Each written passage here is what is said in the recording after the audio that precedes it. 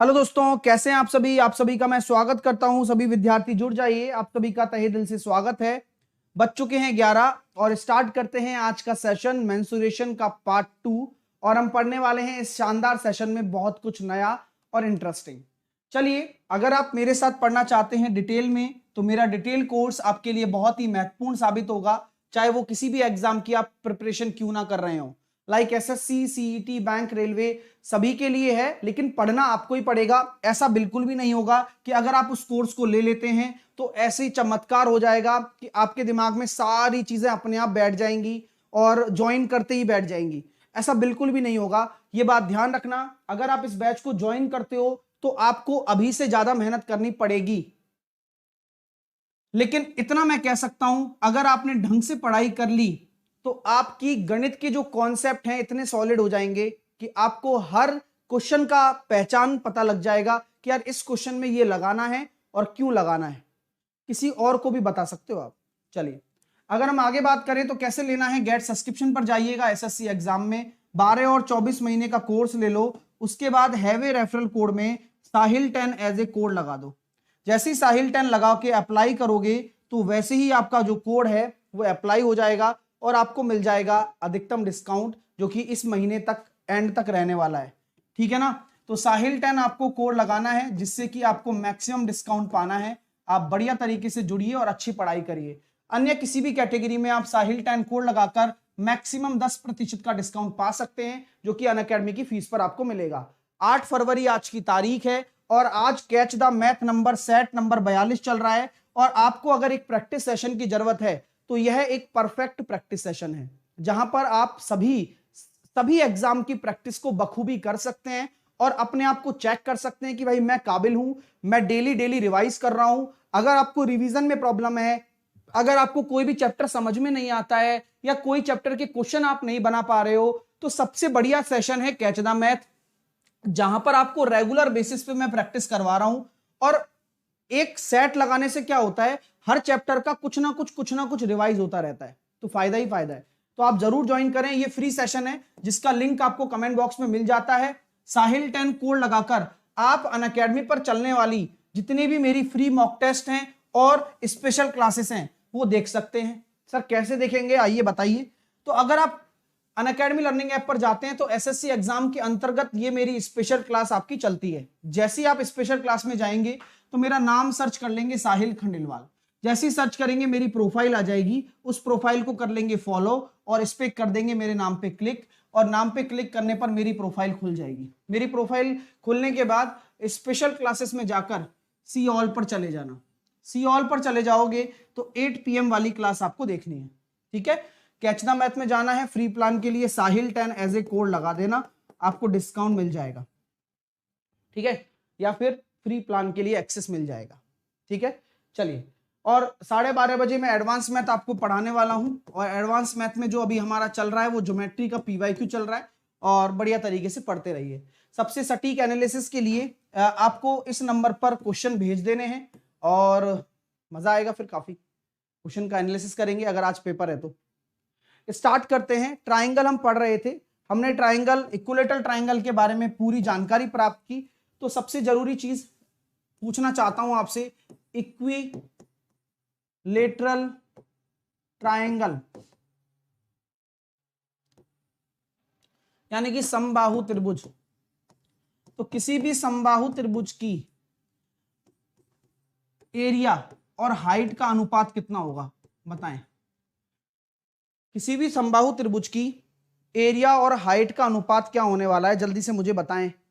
किस संदर्भ में होगा, जल्दी से बताते रहें जिससे कि चीजें और अच्छी हो जाएं।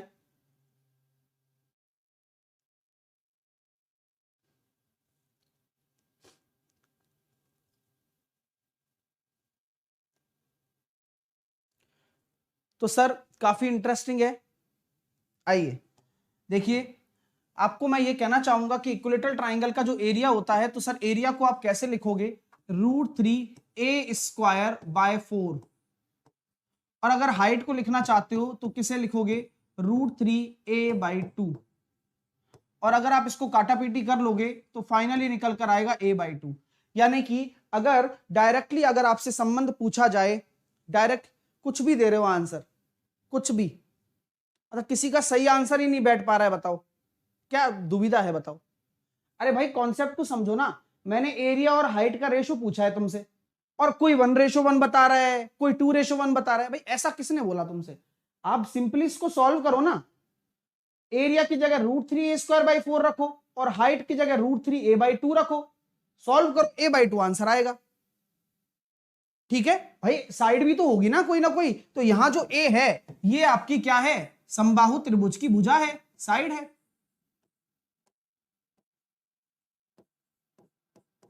चलो, तो ये आपका डायरेक्ट रिलेशन हो गया किसी भी इक्विलेटरल ट्राइंगल में, इसका क्षेत्रफल और उसकी ऊंचाई के बीच में संबंध, रिलेशन। आइए आगे अगर हम बात करते हैं कि अगर किसी इक्विलेटरल ट्राइंगल की अगर हम चर्चा कर रहे हैं, तो उस चर्चा का विषय ऐसा है कि अगर इस इक्विलेटरल ट्राइंगल में मैं अधिकतम त्रिज्या का एक वृत्त बनाना चाहूं, तो उस वृत्त की त्रिज्या क्या होगी, बताइए। ये सब बातें इक्विलेटरल ट्राइंगल पर चल रही हैं, जिसके बारे में हम अभी चर्चा कर ही रहे थे। आपके नोट्स कंटिन्यू होंगे ऐसी मुझे आशा है। बताइए बताइए बटाबट। अगर किसी इक्विलेटरल ट्राइंगल में मैं अगर बात करता हूं रेडियस की, तो सर जो स्मॉल रेडियस होगा वह आपका होगा, इसकी भुजा अगर ए है, तो अभी आपने कल उस दिन बताया था a/2√3 आपकी क्या होने वाली है, यह रेडियस होने वाली है। a/2√3 आपकी रेडियस होने वाली है। ठीक है, अब मैं बात करना चाहता हूं, अब इसके अंदर इक्विलेटरल ट्राइंगल के अंदर बने वृत्त का क्षेत्रफल, बताइए क्या होगा। यानी कि आपको इन सर्कल का एरिया निकालना है, एरिया ऑफ इन सर्कल, अंतःवृत्त का एरिया क्या होगा।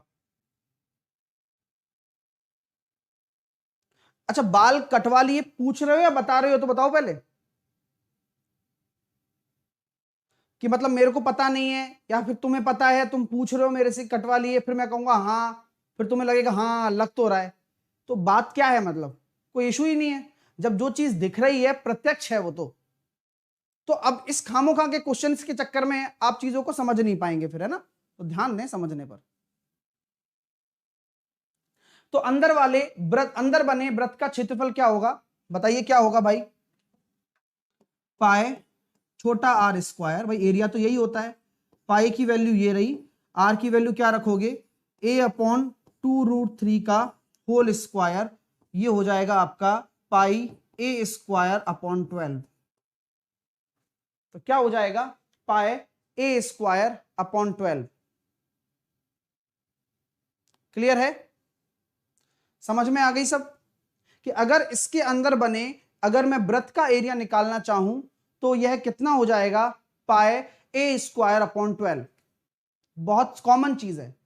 अब इसके बाद में अगर आगे चलता हूं और इसी पर मैं आगे विचार करता हूं थोड़ा सा, तो विचार बड़ा ही प्यारा होने वाला है। आइए देखिए, अगर मैं इसके अंदर एक अंतःवृत्त बना रहा हूं जिसकी त्रिज्या अभी r है, और ये भुजा जो है इक्विलेटरल ट्राइंगल की बात अब अभी हम चर्चा कर रहे हैं, और ये आपका क्या है, a है, ये a है, ये a है। तो मैं आपसे पूछना चाहता हूं,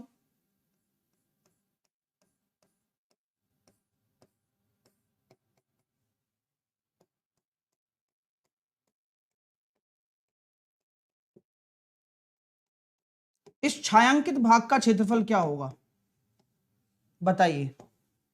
area of shaded region,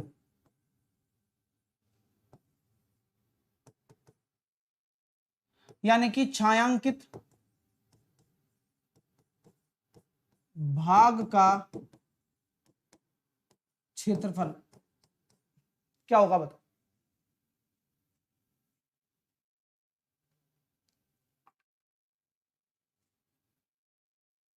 Shashi कह रहे हैं सर आपने आर बराबर ए अपॉन 2√3 कब बताया? जब तुम सो रहे थे, जब तुमने लास्ट क्लास नहीं देखी, जब तुम्हें पता ही नहीं चलता कि कब क्या पढ़ाया दिया जाता है, जब तुम 2 साल से नहीं पढ़ रहे थे, उस दौरान। क्लियर? एक बच्चा कह रहा है मनोज सर ग्रुप डी के लिए इसमें थोड़ा सा बदलाव आ जाता है गणित में, मेंसुरेशन पलट जाती है क्योंकि वो ग्रुप डी का लेवल है। एसएससी सीजीएल के लिए मेंसुरेशन, ये ट्राइंगल थोड़ा बड़ा बन जाता है और ये एनटीपीसी का साइज है ना? हाँ चलिए, तो अब हम देख सकते हैं कि एरिया ऑफ शेडेड रीजन आपको बताना है। तो इक्विलेटरल ट्राइंगल का जो एरिया होता है √3a²/4 में से आपको क्या घटाना होता है? इन सर्कल, यानी कि इसकी रेडियस क्या है? a/2√3 और अभी इसका एरिया निकाला था आप लोगों ने πa²/12, तो वो आपको घटाना होगा।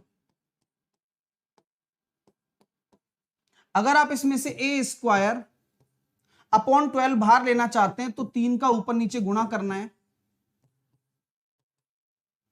3 का ऊपर नीचे गुणा करना है, और जब आप 3 का ऊपर नीचे गुणा कर देंगे तो कितना होगा? 3√3 माइनस का पाए, तो ये आपका राइट आंसर हो जाएगा,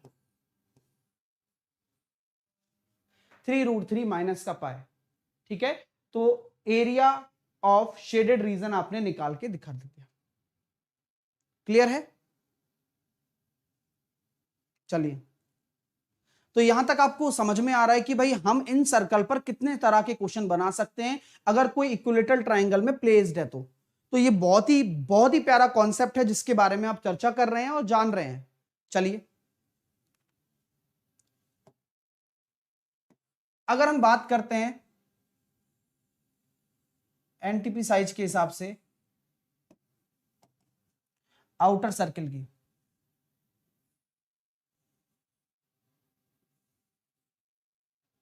ठीक है,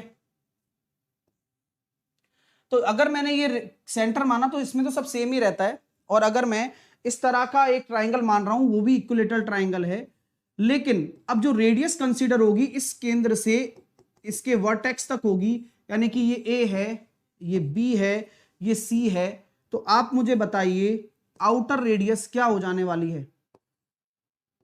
बाह्य त्रिज्या। तो किसी भी इक्विलेटरल ट्राइंगल की अगर आउटर रेडियस की बात करें तो उसकी भुजा बटे √3।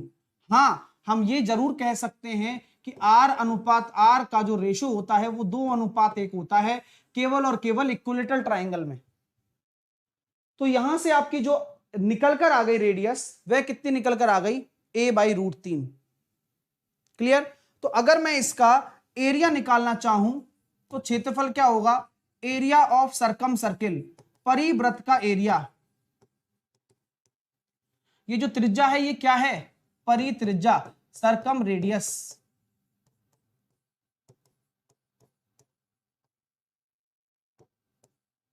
तो सर्कम सर्किल निकालना है, यानी कि परिवृत्त का क्षेत्रफल अगर निकालना हो तो वो कितना हो जाएगा?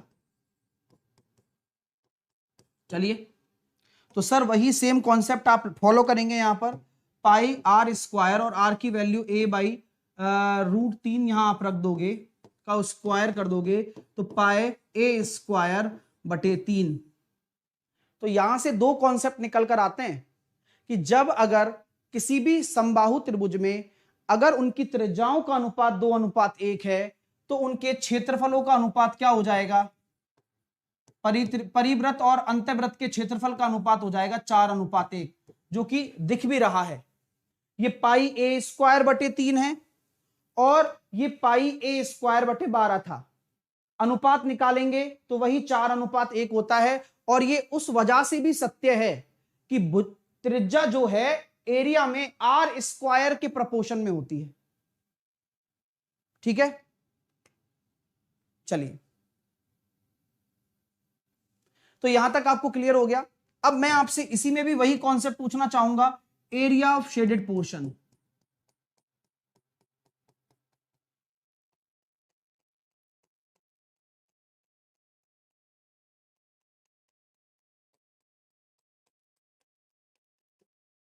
तो आप मुझे बताएं एरिया ऑफ शेडेड रीजन इस वाले में क्या होगा, यानी कि छायांकित भाग का क्षेत्रफल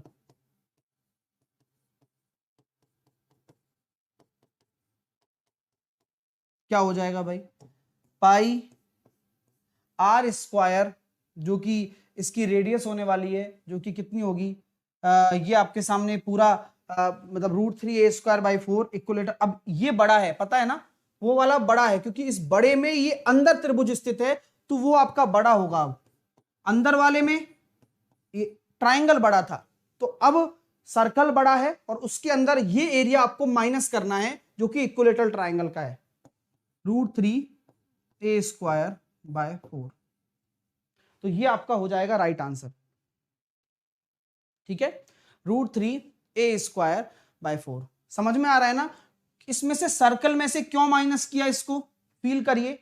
सर आपने दिखा दिया है साफ साफ कि ये सर्कल जो है ये बड़ा है और इसके अंदर ट्राइंगल है, तो बड़े में से ये एरिया आप घटा दिया, तब जाके ये शेडेड पोर्शन निकल गया। और सिमिलर में यहां सर्कल अंदर था और ट्राइंगल बाहर था, तो ट्राइंगल के एरिया में से आपने सर्कल का एरिया घटाया, अंतःवृत्त का। ठीक है, चलिए अब आगे चलते हैं अगले कॉन्सेप्ट की तरफ, अगले प्रस्थान करते हैं अगले कॉन्सेप्ट की तरफ। अगर मैं आपसे बात कहना चाहता हूं कि ये मेरा एक इक्विलेटरल ट्राइंगल है। अब इस इक्विलेटरल ट्राइंगल में बहुत सारी चर्चाएं होती हैं कि मान लीजिए इस बिंदु पर एक पर्टिकुलर रेडियस का एक सर्कल बनाया जा रहा है। ये तो यूपीएससी के हिसाब से बन गया, छोटा करना पड़ेगा।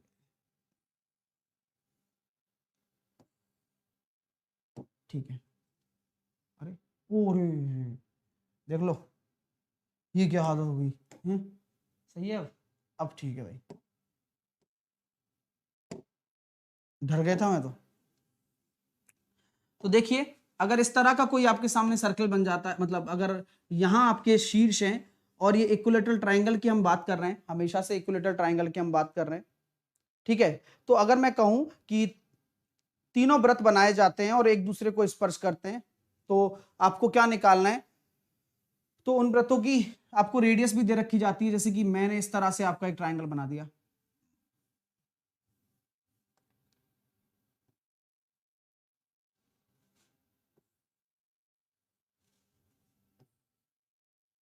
समझ में आ रही है बात, इस तरह से।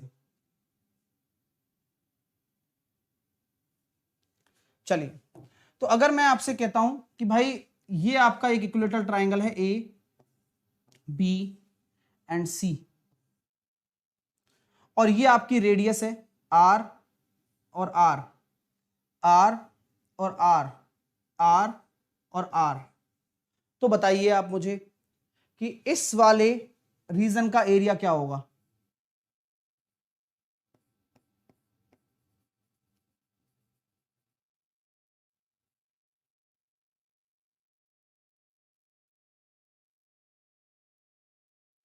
ये जो शेडेड रीजन है,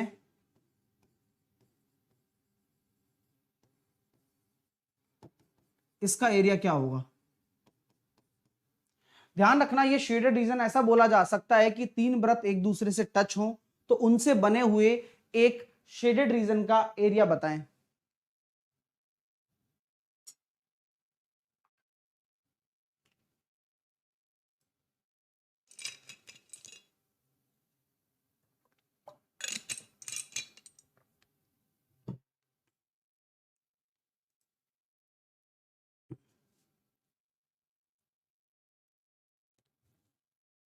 तो जानकर काफी अच्छा लगेगा, सर ये तो इक्विलेटरल ट्राइंगल वैसे भी दिख रहा है और वैसे भी है।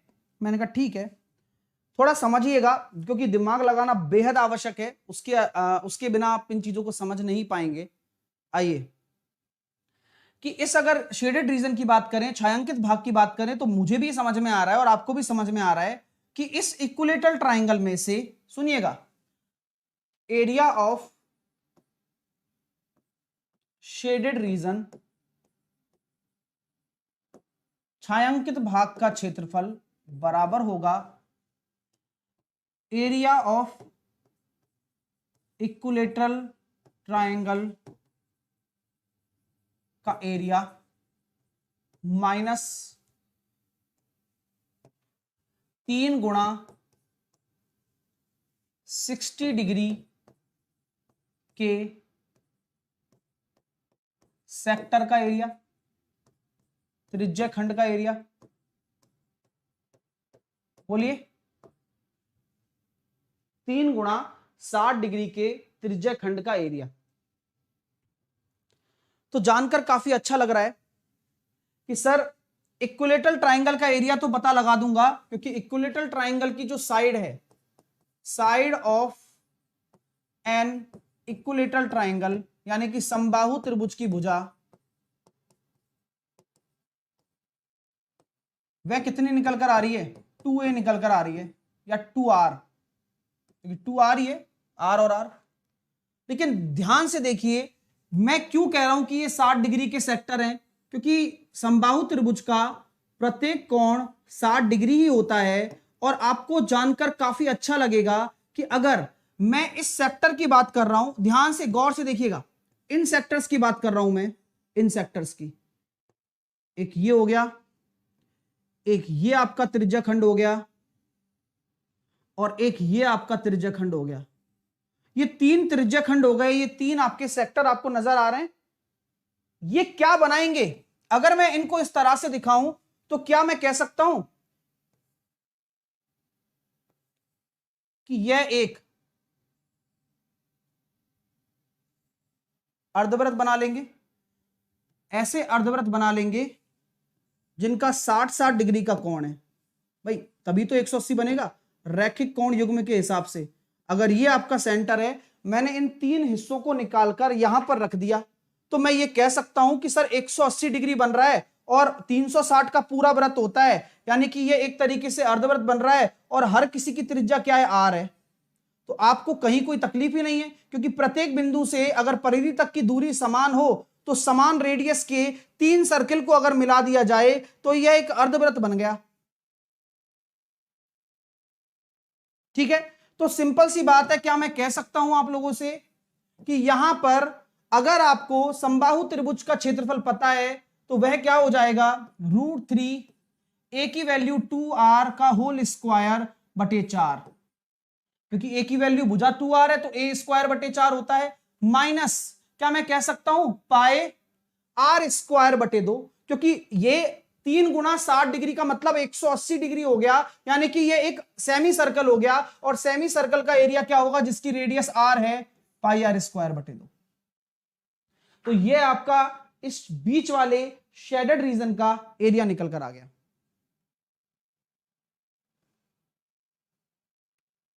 ठीक है, ये बीच वाले शेडेड रीजन का एरिया निकल कर आ चुका है। फर्दर आप इसको और भी सॉल्व कर सकते हैं, ऐसा कोई इशू नहीं है।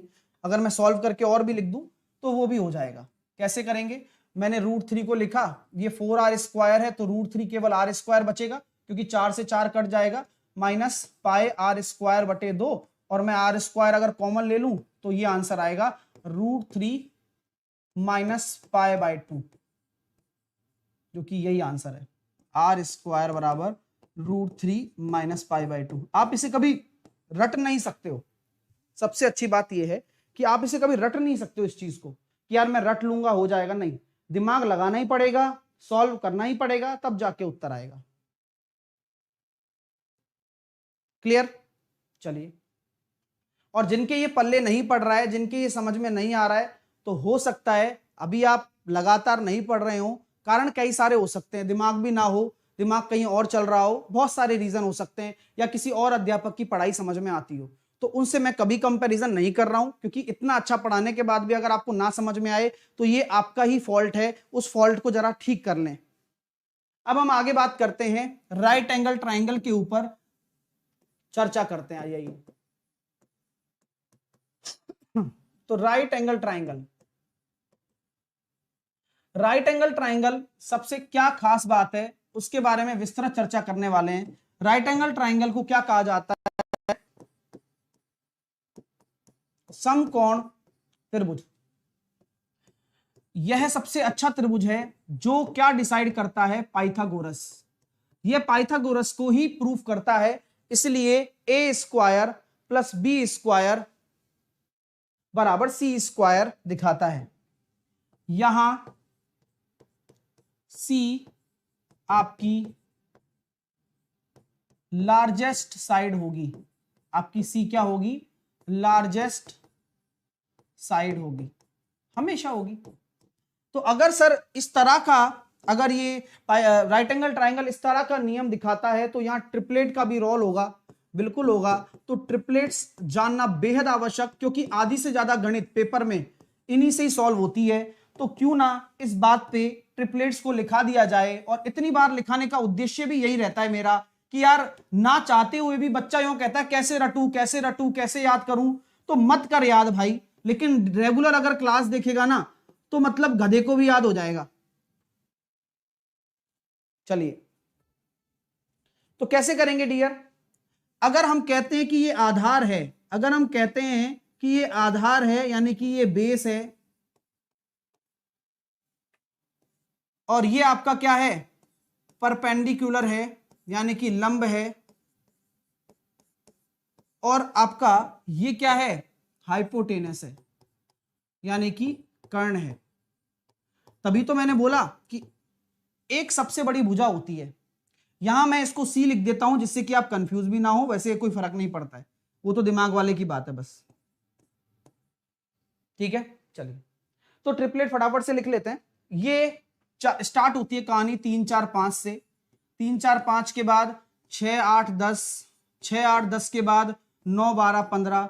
मुझे ये याद नहीं है, मैं पता क्या कर रहा हूं, इसमें गुणा कर रहा हूं, इसमें 2 का गुणा कर दिया, इसमें 3 का गुणा कर दिया, अब आगे बनाऊंगा तो 4 का गुणा कर दूंगा तो 12 16 और 20, आगे बनाऊंगा तो 5 का गुणा कर दूंगा 15 20 और 25, इस तरह से एंड सो ऑन।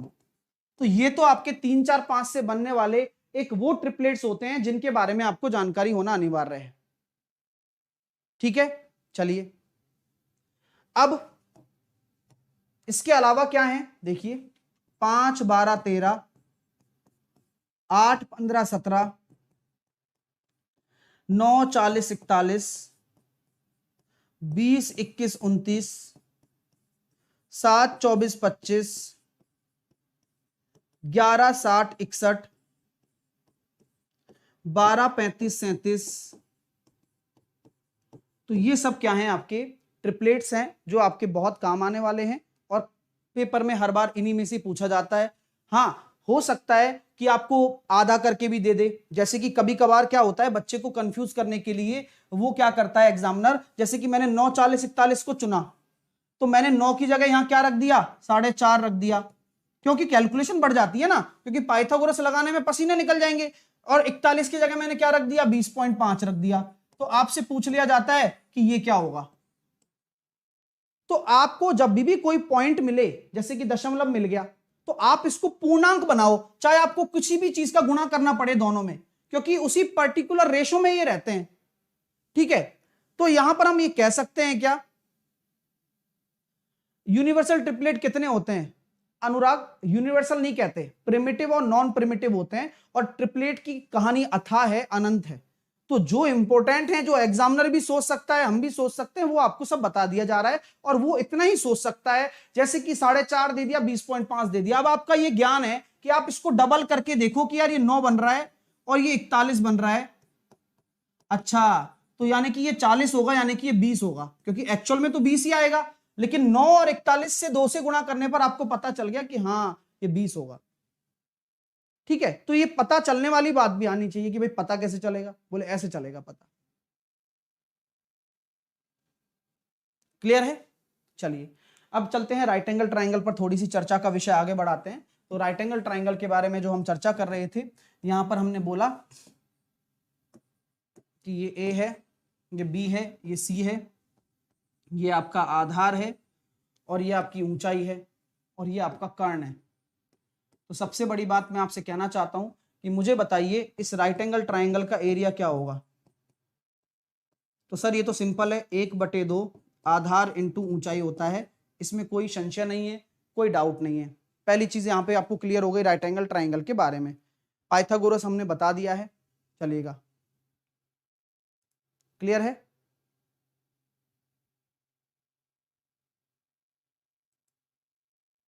आइए अब हम आगे चर्चा करते हैं सर, बिल्कुल करते हैं। अगर इस राइट एंगल ट्राइंगल में मैं सबसे बड़ा एक स्क्वायर रखना चाहूं, सुनिएगा, अगर इस राइट एंगल ट्राइंगल में मैं सबसे बड़ा स्क्वायर प्लेस करना चाहूं, largest square, largest square place करना चाहूं, यानी कि सबसे बड़ा मैं वर्ग रखना चाहता हूं, तो मुझे बताइए इस वर्ग की भुजा क्या होगी? क्योंकि अगर वर्ग रखूंगा तो ये वर्ग की भुजा भी तो निकालनी पड़ेगी, क्योंकि सबसे बड़े वर्ग का साइड पूछ सकता हूं, एरिया पूछ सकता हूं, पेरीमीटर पूछ सकता हूं। भाई मेरी मर्जी, मैं कुछ भी पूछूं, क्योंकि मैं तो एग्जामिनर हूं।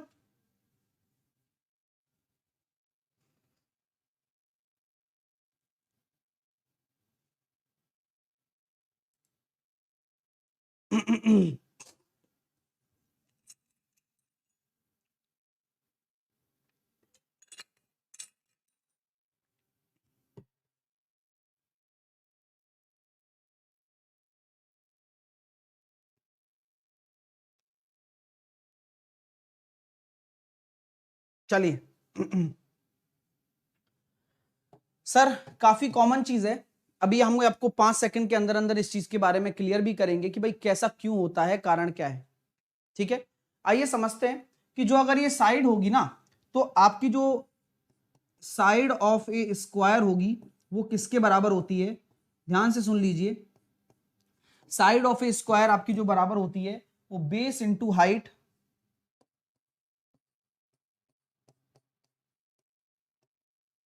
Upon base plus height. Base into height upon base plus height के बराबर होती है। अगर नाम के साथ लिखना चाहूं तो BC into AB upon AB plus BC।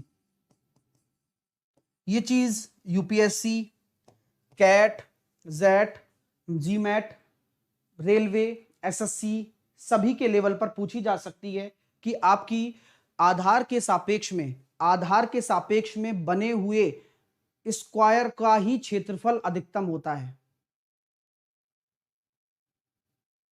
ठीक है, आधार के सापेक्ष में बने हुए स्क्वायर का क्षेत्रफल ही अधिकतम होता है। बेस को हम आधार कहते हैं, ऊंचाई को हाइट कहते हैं। ये भी नहीं पता है तो दिक्कत ही दिक्कत है जीवन में, है ना। चलिए, CDS में भी बहुत बार आता है। तो साइड हम निकाल सकते हैं, साइड मैंने निकाल दिया है। ठीक है, तो आधार इंटू ऊंचाई बटे आधार प्लस ऊंचाई, एरिया हो जाएगा भुजा स्क्वायर, क्योंकि अगर मैं इसको भुजा मान रहा हूं A, तो भुजा स्क्वायर, और पेरीमीटर हो जाएगा 4A। तो ये काफी इंटरेस्टिंग फैक्ट है। आया कैसे सर? आने के लिए भी बहुत आसान काम है, इसको ज्योमेट्री में हम क्लियर करेंगे, जहां पर मैं आपको थोड़ा सा एक हिंट देना चाहूंगा समझदार लोगों के लिए, क्योंकि जिनको समझ में आना होगा इसी से ही आ जाएगा, और जिनको नहीं समझ में आना होगा किसी से भी नहीं आएगा। तो चलिए, चलो बता ही देता हूं कि कैसे आया, आइए समझ ही लेते हैं। अगर मैं बात करना चाहूं कि ये मेरा A है, ये मेरा C है, ये मेरा B है, यहां पर इसके सामने आप मानते हैं कि भाई आपने अगर x निकालना है, क्योंकि आपने बोला है कि ये आपका सबसे बड़ा स्क्वायर है जो आप प्लेस कर रहे हो अंदर, मैंने कहा बिल्कुल बोल रहा हूं। तो इसकी साइड आपने x मान ली। अगर ये आपने x मान लिया तो ये हिस्सा कितना हो जाएगा बताओ? क्योंकि A के सामने की भुजा पूरी A होती है, A के सामने की भुजा पूरी A होती है, B के सामने की भुजा B होती है, और C के सामने की भुजा C होती ही है।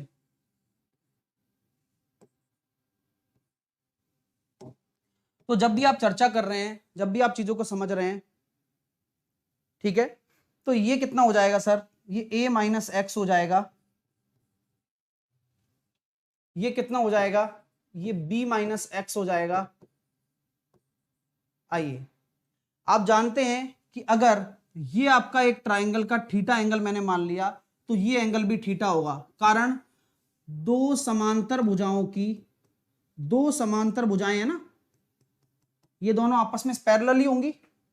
उनको कोई तिर्यक रेखा काटे तो उनके संगत कोण आपस में बराबर होते हैं, संगत कोण आपस में बराबर होते हैं। तो ये एंगल थीटा है, बिल्कुल है। तो आप पहला काम तो वही कर सकते हो, थीटा बराबर लगा सकते हो यहां b माइनस एक्स अपॉन आधार x है अपॉन यहां पर x upon a minus X है। बस सॉल्व कर लिया। एक्स स्क्वायर बराबर A B minus B X minus A X minus X square, sorry plus हो जाएगा ना, माइनस माइनस, ठीक है, ये कट गया।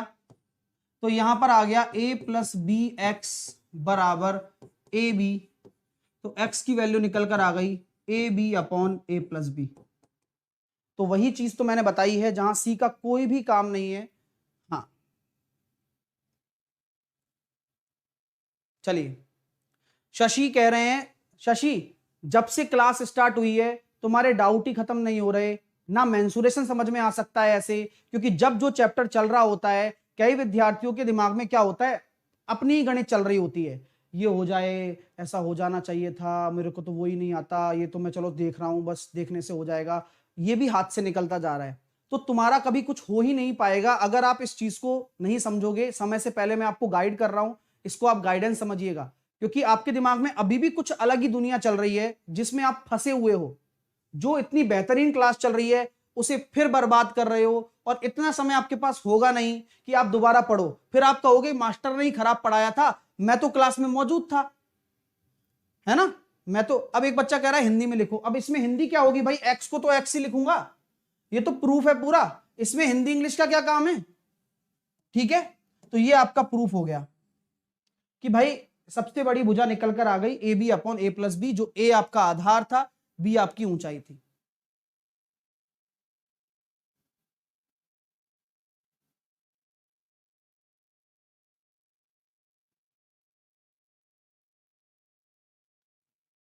चलिए, है ना, क्योंकि जब कोई चीज हम अच्छा पढ़ रहे होते हैं और जिनका इंटरेस्ट नहीं होता उनको मजा भी नहीं आता है, क्योंकि उनको क्या पता इस चीज की वैल्यू की। जब उस चीज की वैल्यू के, जब क्लासरूम में बैठकर 15-15 हजार रुपए में मैथ पढ़ाई जाएगी, तब उनको उसकी वैल्यू पता लगी कि अच्छा ये 15,000 की क्लास में बैठ के पढ़ रहा हूं, है ना। चलिए, तो ये सारे टाइप की हम चीजें करने वाले हैं और दिमाग कुछ भी नहीं लगाना है, बस समझना ही जरूरी है। क्वेश्चन तो लल्लू बनते हैं इस पर, आधार दे देगा, ऊंचाई दे देगा, 5 सेकंड में निकाल लोगे, कौन सी बड़ी बात है। चलिए, तो अब हम चलते हैं आगे, आइएगा। अगर मैंने आपका एक राइट एंगल ट्राइंगल ले लिया और इस राइट एंगल ट्राइंगल में मैंने मान लिया कि ये ए बी एवं सी मेरा एक राइट एंगल ट्राइंगल है 90 डिग्री, और मैं आपसे कहना चाहता हूं कि इस बार आप जो वर्ग बना रहे हो वह कर्ण पर व्यवस्थित कर रहे हो। किस पर? कर्ण पर। यानी कि आप इस बार जो एक दो तरह के सर्किल बन स्क्वायर बन सकते हैं, जब आधार पर बनाया वो, और कर्ण पर बनाया। कर्ण को अगर आपने आधार मान लिया इसका, तो इस तरह से, तो ये आपके बन गया दूसरा स्क्वायर। तो इसकी भुजा निकालनी हो तो कैसे निकालेंगे? ये ए बी सी है और इसको मैंने मान लिया पी क्यू आर एस, ये मेरा एक स्क्वायर है, और इसकी भुजा कैसे निकालेंगे? और अगर मैं इसको सी दे देता हूं तो ज्यादा आपको अच्छा लगेगा शायद, इसको मैं बी मान लेता हूं। तो ए के सामने की भुजा ए होती है,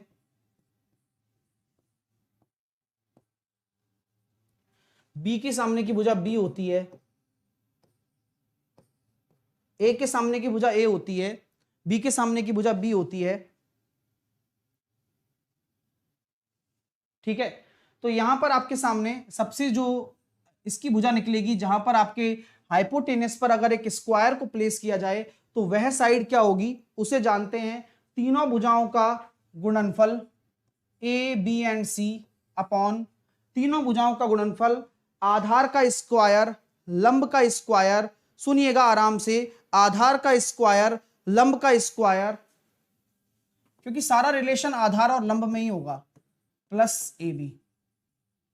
नोट डाउन कर लें और लिख लें, क्या सर ये याद करना पड़ेगा? जी हाँ, पेपर में ये दोनों ही चीजें याद करनी पड़ेंगी। क्वेश्चन इस पे पूछा जाएगा सबसे बड़ा, लार्जेस्ट स्क्वायर, तो आंसर आपका ये सारा होने वाला है, जो कि आसान भी है, पूछा भी जा सकता है। लेकिन किसी किसी एग्जाम में, जैसे कि सीडीएस हो गया और अलग लेवल का एग्जाम हो गया और उससे ऊपर लेवल का एग्जाम हो गया, तो उस लेवल के एग्जाम में आपसे यह भी पूछा जा सकता है कि अगर किसी स्क्वायर को मैं हाइपोटेनस बेस बनाते, हाइपोटेनस पर घेरूं, तो उसका भुजा क्या होगी? तो आप इस तरह से निकाल सकते हैं। ठीक है, चलिए अब चलते हैं आगे, आगे की तरफ हम प्रस्थान करते हैं। आइए, राइट एंगल ट्राइंगल की हम चर्चा कर ही रहे हैं, तो उस चर्चा पे पूरा हम कोई भी एक भी चीज फैक्ट नहीं छोड़ने वाले हैं। आप भी थोड़ा सा ध्यान दीजिए, मैं भी आपको बता रहा हूं कि अगर ये आपका ए है, ये आपका बी है, ये आपका सी है, तो ए के सामने की भुजा ए, बी के सामने की भुजा बी और सी के सामने की भुजा सी। अगर मुझे बताना हो इन सर्कल क्या होगा, यानी कि इन रेडियस क्या होगा, इस राइट एंगल ट्राइंगल के अंदर मुझे अगर अंतः त्रिज्या निकालनी हो तो क्या होगा? इस राइट एंगल ट्राइंगल के अंदर मुझे अंतः त्रिज्या निकालनी हो तो मैं कैसे निकालूंगा, बताइए।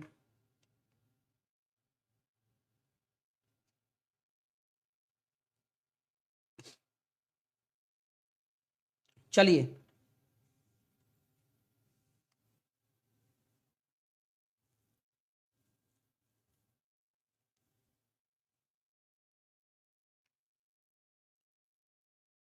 चलिए,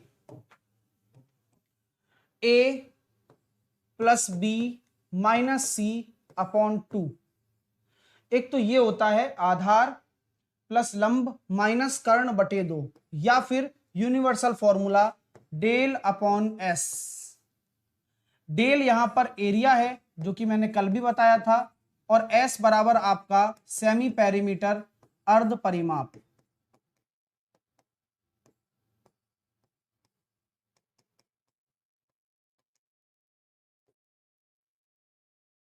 अगर मैं आउटर रेडियस की बात करूं, यानी कि परित्रिज्या की बात करूं, तो परित्रिज्या क्या हो जाएगा?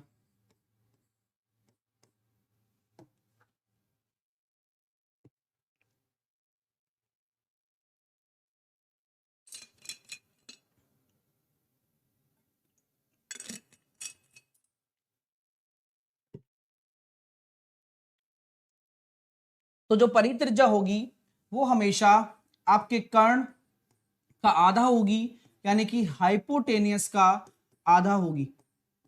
वही आपकी क्या कहलाएगी? परित्रिज्या कहलाएगी, और सरकम रेडियस कहलाने वाली है। ठीक है, तो दिमाग में रखना, बहुत ही प्यारा कॉन्सेप्ट है। अब इस पर मैं एक प्रश्न और कहना चाहूंगा आपसे कि अगर मैं सी से बीसी पर एक लंब डाल रहा हूं, बीडी, सी से अगर बीसी पर एक लंब डाल रहा हूं जिसका नाम है बीडी, ये मैंने आपके सामने लंब डाला है, तो सॉरी सीडी, तो इस सीडी की लेंथ कैसे निकालूंगा? इस सीडी यानी कि अगर मुझे परपेंडिकुलर की लेंथ निकालनी है किसी भी राइट एंगल ट्राइंगल में, समकोण से डाले गए सामने वाली भुजा कर्ण पर डाले गए लंब की अगर मुझे लंबाई निकालनी है तो मैं कैसे निकालूंगा?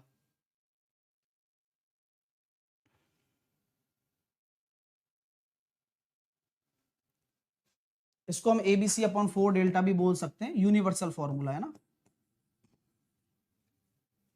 तो सर ये भी आसान काम है, क्योंकि जब आप बताते हो कि आपने राइट एंगल ट्राइंगल का एरिया देखा, तो राइट एंगल ट्राइंगल का क्षेत्रफल क्या होगा? 1/2, आधार आपका बीसी है और आपका जो लंब है यानी कि ऊंचाई है वो आपका एसी है। अगर मैं इसको इक्वल कर दूं, और भाई कोई भी त्रिभुज हो एरिया तो एरिया रहेगा, और मैं अगर इसको आधार मान लूं, एसी को, ए बी को मैं आधार मान लूं, तो देखिए जरा, तो क्या मैं कह सकता हूं क्या कि ए बी को आधार मानने पर 1/2 ए बी को आधार माना, और ऊंचाई कितनी है? सी डी, और यही मुझे निकालना है, तो 1/2 से 1/2 चला जाएगा, तो आंसर कितना आ जाएगा? आधार इंटू लंब बटे कर्ण, A C, A B, B C A C upon A B. ठीक है, B C A C upon A B. ठीक है, तो कॉमन सेंस वाली बात है, चीजों को आप अपने दिमाग में रखिए, सीडी आप इजीली निकाल सकते हैं अगर आपके सामने भुजाएं गिवन है। ठीक है, चलिए अब चलते हैं आगे की विषय पर चर्चा करते हैं और आगे की कॉन्सेप्ट पर हम बात करने वाले हैं। अब टॉपिक डाल लीजिए आइसोसेलेस ट्राइंगल।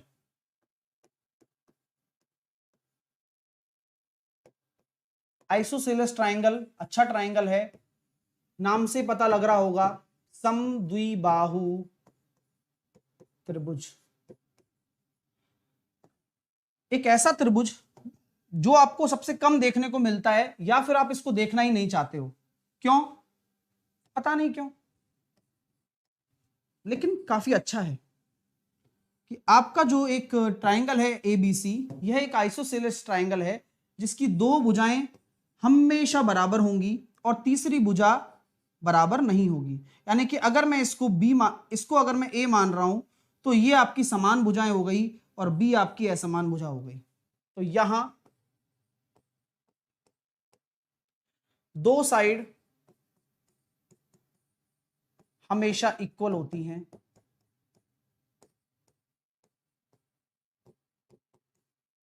अब जानकर आपको काफी अच्छा लगने वाला है कि जब दो साइड आपकी इक्वल होती हैं तो कॉमन सेंस बताओ, किसी भी एक ट्राइंगल में अगर आपकी दो भुजाएं इक्वल हो तो क्या उनके सामने की कोण बराबर नहीं होंगे? क्या बिल्कुल होंगे सर। यानी कि एक नया फैक्ट आपको सीखने को मिल रहा है ना। अब ये सामने की कोण बराबर हो गए, मान के चलिए अगर मैं एक परपेंडिकुलर डाल दूं, ऐसे बता रहा हूं क्योंकि ये जो चीजें हैं ये आप सीख जाओ समय पर तो ज्यादा बढ़िया है। अगर मैंने ये परपेंडिकुलर डाल दिया, सुनना मेरी बात, अभी मैंने ये परपेंडिकुलर डाल दिया, मुझे हाइट के बारे में जानना है, तो आप मुझे एक चीज बताओ, ये 90 है, ये थीटा है, तो क्या ये 90 माइनस थीटा नहीं होगा क्या? हाँ होगा, क्यों नहीं होगा? तो क्या ये 90 माइनस थीटा नहीं होगा क्या? क्यों नहीं होगा? होगा।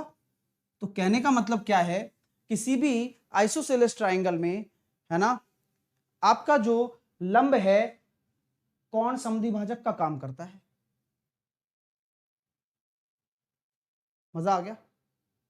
आपका जो लंब है वो कोण समद्विभाजक का काम करता है, तो क्या यहां एंगल बाइसेक्टर थ्योरम नहीं लग जाएगी क्या? ए बी अपॉन, अगर मैं इसको डी मान रहा हूं, A B upon B D, A B upon B D बराबर A C upon D C. क्या बात है सर, तो ये बहुत ही प्यारा कॉन्सेप्ट मैंने आपको बता दिया। यानी कि जब कभी भी आपसे कोई रिलेशन पूछा जाए तो आप 2 मिनट में बता सकते हैं, क्योंकि ये अगर आपने बोल रहे हो कि सामने वाली भुजाएं बराबर हैं तो कोण भी बराबर होंगे। अगर मैंने 90 डिग्री डाल दिया तो दोनों तरफ ही लंब होगा 90 90। अब 90 ये है तो ये न कि कितना हो जाएगा 90 माइनस थीटा, अपने आप ही हो जाएगा, क्योंकि तीनों कोणों का योग कितना होना चाहिए 180 हो रहा है ना, तभी तो होगा 90 90 180, थीटा से थीटा कट गया तो एंगल बाइसेक्टर भी हो गया। अगर एंगल बाइसेक्टर है तो एंगल बाइसेक्टर थ्योरम क्या होती है, इसका इससे अनुपात इसका इससे अनुपात के बराबर होता है। मजा आ रहा है? चलिए, तो कितनी सारी चीजें क्लियर हो रही हैं आप लोगों के लिए, ये आप ही जान रहे हो, क्योंकि ये बहुत ही आवश्यक विषय वस्तु है जिसके बारे में मैं चर्चा कर रहा हूं और मुझे लगता है कि ये उचित भी है ना डियर, क्योंकि बहुत प्यारी चीजें आप यहां सीखोगे भी और आपको बताऊंगा भी। चलिए, ये आपने समझ लिया। अब इक्विलेटर आइसोसेलेस ट्राइंगल के बारे में चर्चा करते हैं, एरिया के बारे में। एरिया कैसे निकालते हैं, कैसे फॉर्मूला रटते हैं और कैसे फॉर्मूला डिराइव करते हैं। ए बी सी आपका एक इक्विलेटरल ट्राइंगल है जहां पर मैंने ए बी को ए सी के बराबर माना है और समान भुजा को मैं यही मानूंगा ए।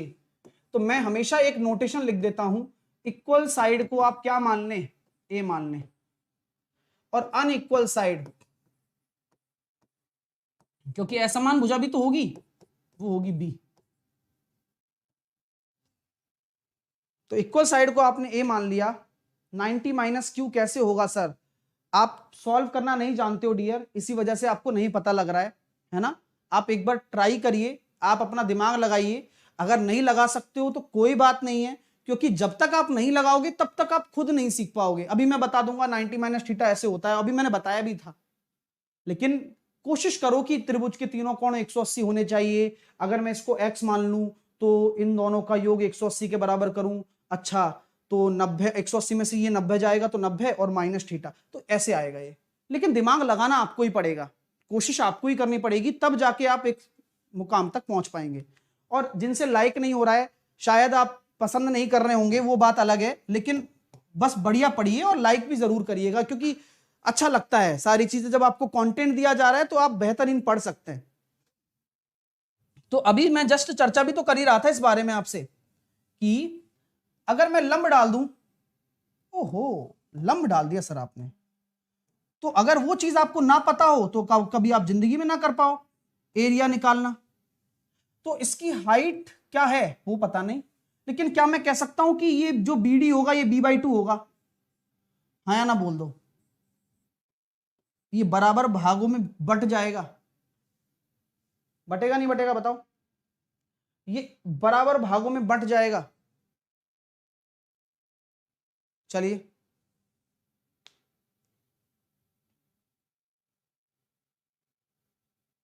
ठीक है, तो ये एक तरीके से मीडियन भी हो गया लंब, तो समबाहु त्रिभुज में होता है। और ये कुछ रटना नहीं है, ये आपको अब समझ में आने लग रहा है। हाँ यार, ये तो बहुत अच्छी बात बताई है कि समबाहु त्रिभुज अगर कभी आ जाए तो अब आपके पास समबाहु त्रिभुज के बारे में नॉलेज गेन हो रही है। इससे पहले आपको ये जानकारी नहीं थी। नॉलेज क्या मिली आपको कि यार ये तो लंब है और लंब ही तो मीडियन है, क्योंकि ये बराबर भागों में बांट रहा है और बांटेगा ही। क्या बात है, तो बस हाइट निकाल सकते हो क्या? 90 डिग्री, ये B/2, ये कर्ण, तो हाइट कितना आ जाएगा? कर्ण का स्क्वायर माइनस आधार का स्क्वायर, ये हाइट आ गई। और क्षेत्रफल क्या होता है? कोई भी ट्राइंगल की बात करो तो जब हाइट पता हो तो एरिया तो यही निकलेगा 1/2। आधार कितना है पूरा? बेस इंटू हाइट, बस आ गया। ये एरिया है, रटना नहीं है, समझ समझ के कर रहे हो, और यही सबसे बड़ी आपकी स्वाभाविक तौर पर जीत भी तो है। आधार पूरा लेना है और हाइट क्या है? A² minus B²/4।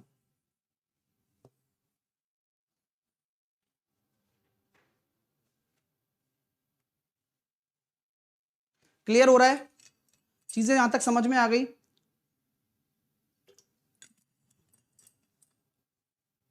सुरेंद्र कह रहा है क्षेत्रमिति का फास्ट वीडियो कहां से देखें? देख लो, समझ में नहीं आएगा लेकिन। और फास्ट वीडियो देखना है तो मेरा फॉर्मूला रिवीजन वाली क्लास देख लो, 10 सेकंड यानी 10 मिनट में पूरा क्षेत्रमिति 2D और 3D खत्म करवा रखा है उसमें।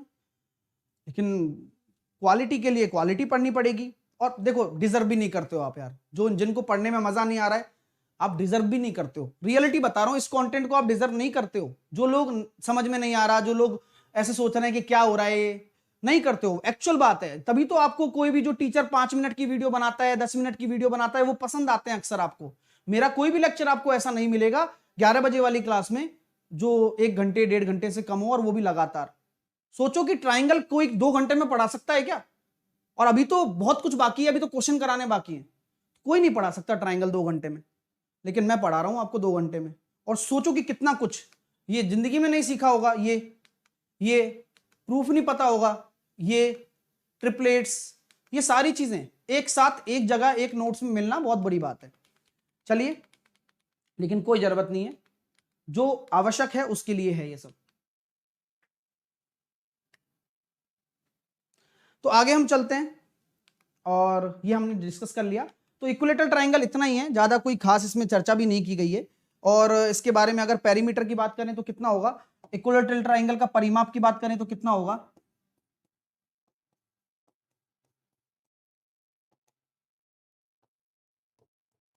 बताइए क्या होगा, बताओ।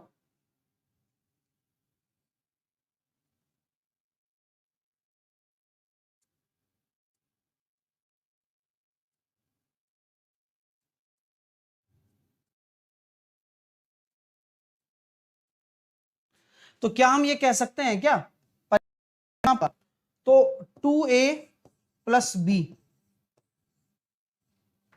सिंपल। मैं कभी कभी देखता हूं जैसे कोई ऐसे कहता 10 मिनट में मेंसुरेशन खत्म। अब मैं गया उस वीडियो के नीचे, मैंने कमेंट देखे, तो मेरे को ऐसा फील होने लग जाता है यार कि भाई साहिल तुम तो कुछ कर ही नहीं रहे हो, दुनिया के बेस्ट टीचर तो ऐसे पढ़ाते हैं 10-10 मिनट में। मेरे को कभी कभी ऐसा लगता है, मैं घबरा जाता हूं, मैंने कहा ये क्या 10 मिनट में। और area of triangle Aadhaar into ऊंचाई, और क्या कहते हैं क्वाड्रिलेटरल का एरिया तो गायब ही था। खैर, तो चीजें बहुत कुछ हैं, है ना। तो समझने योग्य बात है, आप समझिए, क्योंकि कितना कुछ होता है पढ़ाने के लिए, पढ़ाने वाला तो क्या क्या पढ़ा सकता है। खैर चलिए भाई, यहां तक आपने सीखा, यहां तक आपने जाना। अब आते हैं आगे।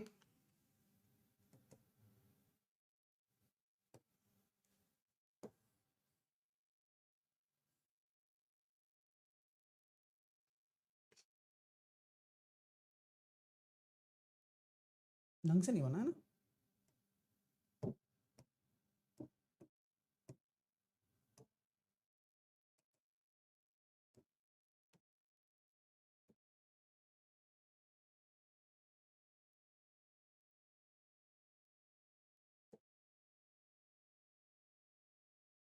चलो, ऐसे नहीं बनवाएगा, ऐसे बनवाएगा।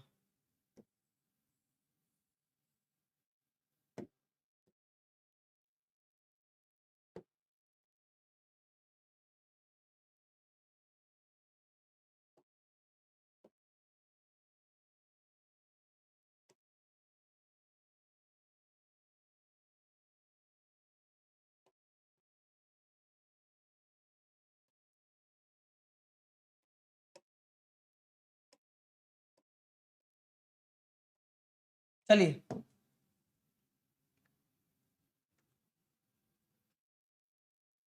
तो ये एक हेक्सागन है। क्या है ये? हेक्सागन है। और हेक्सागन में भी कौन सा हेक्सागन है? रेगुलर हेक्सागन है। कौन सा? रेगुलर। रेगुलर मतलब जिसकी सभी भुजाएं बराबर हों। तो हमेशा एक चीज आप ध्यान रखो, ये मैंने कॉन्सेप्ट इसलिए लिया है क्योंकि पेपर में भी आ सकता है और आ भी जाएगा, कि अगर किसी भी हेक्सागन की अगर हम बात करते हैं ना, तो हेक्सागन जो बना होता है ना, अब हालांकि पॉलीगन में ज्योमेट्री में अलग से पढ़ाऊंगा, लेकिन इसके बारे में अभी चर्चा करना बेहद आवश्यक है, क्योंकि बहुत बार आता है ये काम में। तो हेक्सागन के जो अगर हम एरिया की बात करें ना, तो हेक्सागन का प्रत्येक कोण 60 डिग्री होता है। अगर आपको नहीं पता तो कोई बात नहीं, आप कैलकुलेट भी कर सकते हैं। और अगर ये 60-60 डिग्री हो जाता है तो सिंपल सी बात है, ये मतलब 120 होता है तो कोण समद्विभाजक बन जाता है, क्योंकि रेगुलर हेक्सागन है। और यहां पर अगर मैं इसको कैलकुलेट करता हूं तो 6 हमारे इक्विलेटरल ट्राइंगल आएंगे। 1 2 3 4 5 6। तो एक regular hexagon is equals to 6 into समबाहु त्रिभुज, 6 इंटू इक्विलेटरल ट्राइंगल। एक हेक्सागन बराबर, रेगुलर हेक्सागन बराबर, यानी कि एक षटभुज जो होता है, एक सम षटभुज की अगर मैं बात करूं तो सम षटभुज आपका 6 समबाहु त्रिभुज के बराबर होता है। तो एरिया की टर्म में भी होगा। तो अगर अभी आपको अगर एरिया निकालना हो षटभुज का, तो वो होगा √3a² 4 का 6 गुणा, यानी कि 3√3a² 2। दिमाग में रखिएगा, ठीक है। पेपर में प्रश्न आते हैं इस पर, और जो चीज काम की है वो सब कुछ है ना। 6 भुजाओं वाला जो बहुभुज है वो 6 समबाहु त्रिभुज से मिलकर बना होता है। ये आपके लिए जानकारी थी। तो यहां लगभग आपका ट्रायंगल खत्म हो गया है ना। अब हम क्वेश्चंस कर रहे हैं इस पर और करेंगे स्टार्ट। अब ये क्वेश्चंस आपको बना के लाने हैं। कल मैं आपको रेक्टेंगल पढ़ाऊंगा और पहले इन क्वेश्चनों को मात्र 10 मिनट के 15 मिनट के भीतर भीतर खत्म करने की कोशिश करेंगे, क्योंकि कुछ भी नहीं है। होप सो कि आप सारे प्रश्नों को बनाकर लाएंगे। अगर नहीं बना सकते हो तो आप लेक्चर भी ढंग से नहीं पढ़ रहे हो, क्योंकि मैं समझता हूं ना यार, ये प्रैक्टिस मैं आपसे करवाना चाहता हूं, इसलिए मैं आपको देता हूं। 27 क्वेश्चन ट्रायंगल के ऊपर है, जहां पूरा ट्रायंगल मैंने निपटा दिया है। रेलवे के पर्पज से क्वेश्चन है सारे ये, है ना। कोई ऐसा लेवल नहीं है जो आपको डरा सके। तो मैंने कंटेंट में तो आपको बहुत अच्छा लेवल दिया है, लेकिन क्वेश्चंस आपके रेलवे के पर्पज से हैं, ठीक है माय डियर।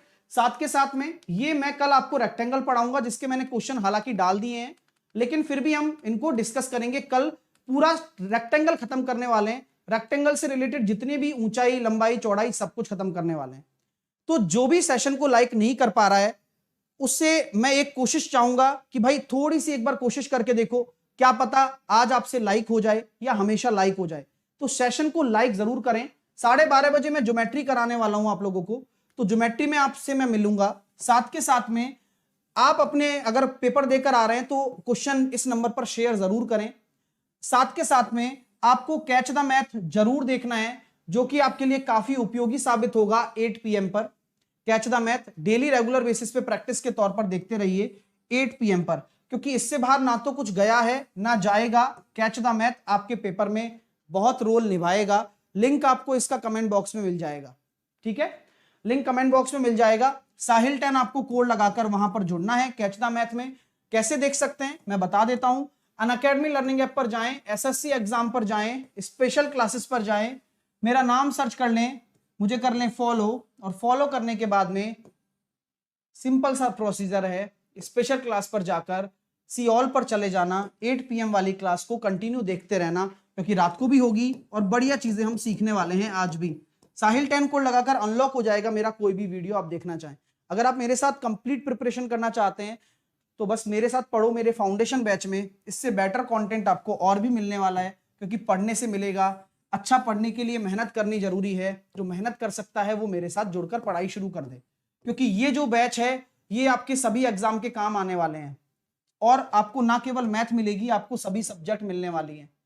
साहिल 10 कोड लगाकर अभी आप मेरे साथ जुड़िए और फरवरी के महीने में तैयारी शुरू करिए, तब जाके आप नवंबर तक प्रिपेयर हो पाएंगे आपके कोई भी एग्जाम के लिए, चाहे वो कोई भी एग्जाम हो। तो बस जुड़ जाओ, 12 महीने और 24 महीने का कोर्स ले लो, और अभी सबसे सस्ता है, लेके फ्री हो जाइए।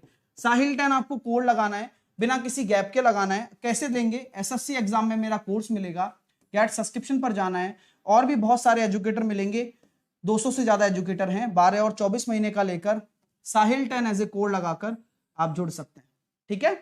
चलिए, तो किसी भी कैटेगरी में कोई भी कोर्स लो तो साहिल 10 लगाकर डिस्काउंट मिल जाता है आपको। Thank you so much, thank you for watching this video. Like जरूर करिएगा, शेयर जरूर करिएगा अपने दोस्तों तक, अपने प्रिय मित्रों तक, क्योंकि आप एक ऐसी चीज शेयर कर रहे हो जो उनके लिए भी प्राइसलेस है ना, प्रीसियस भी बोल सकते हैं, चलिएगा। तो हालांकि इंसान तो वही परख समझ सकता है जो परिस्थितियों से गुजरा है, वो पहले पढ़ चुका है, या फिर उसको ऐसा नहीं मिला हो, तो वो ही समझ पाएगा। तो लाइक और शेयर करिए, वो आपके काम आने वाली हैं चीजें, और मजा आएगा आपको, है ना। थैंक यू सो मच, मिलते हैं 12:30 बजे अगली क्लास में। तब तक के लिए टेक केयर, खुश रहिए, तंदुरुस्त रहिए, मस्त रहिए, और इसी तरह से पढ़ते रहिए। होमवर्क को पूरा करिए, जिससे कि रेगुलर प्रैक्टिस हो सके। कोई कुछ 1 रुपया खर्च करने की आवश्यकता नहीं है बाजार में, ठीक है, क्योंकि मैं आपको जो कंटेंट दे रहा हूं वो सबसे बेस्ट कंटेंट है, ठीक है। होमवर्क के क्वेश्चन की जो PDF है वो मैं नीचे डाल देता हूं कमेंट बॉक्स में, वहां से आप डाउनलोड कर लिया करो। थोड़ा सा समय लगता है, कंप्रेस करता हूं, डाउनलोड करता हूं, बहुत टाइम लगता है, ठीक है। तो थोड़ी देर बाद आती है, तो उसमें थोड़ा वेट किया करो। Okay, take care, love you all, have a nice day.